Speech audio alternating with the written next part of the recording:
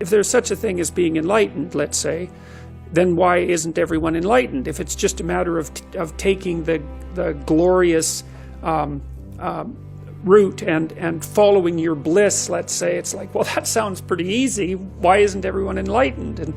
But Jung's thinking isn't like that at all. You know, he believed that in order to transform your personality, that first of all you had to be disciplined, that's for sure, but you also had to integrate that part of you that was terrible and capable of breaking rules and make it part of you. And so then, and I really like that idea. Well, here's an example. So about 20 years ago, I would say, there was a newspaper headline in one of Canada's major newspapers, and it was the Minister of Foreign Affairs at that time, Lloyd Axworthy, and he was talking about what had happened with Milosevic in the former Soviet Union, in Yugoslavia, and the atrocities that were being committed. And he said that he was caught unawares by that because he didn't have the imagination for that kind of evil.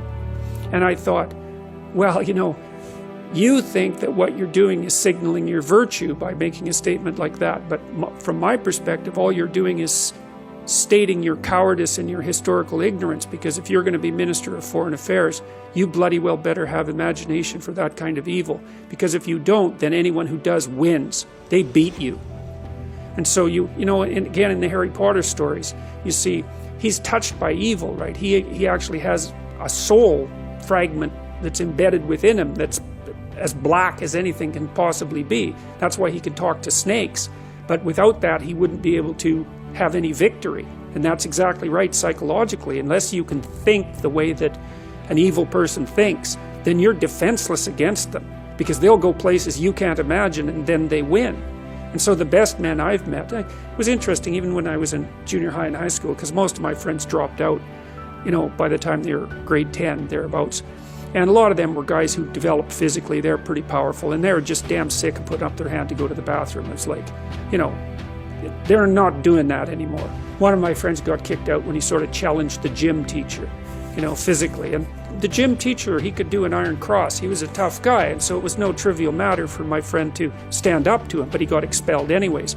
But, you know, I noticed that it wasn't, it was often the kids whose character I admired that either quit or got expelled, and they were the tougher guys who were just sick and tired of following rules that didn't take into account their character, and then they'd go off and work in oil rigs or whatever. And you could do that in Alberta at that time. That was really hard work, you know, so it wasn't like they were necessarily taking the easy path.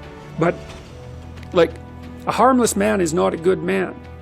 A good man is a very, very dangerous man who has that under voluntary control.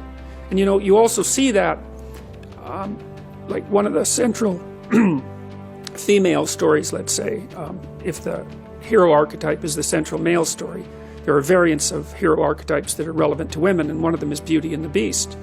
And you know, Beauty isn't interested in the guy who isn't the Beast.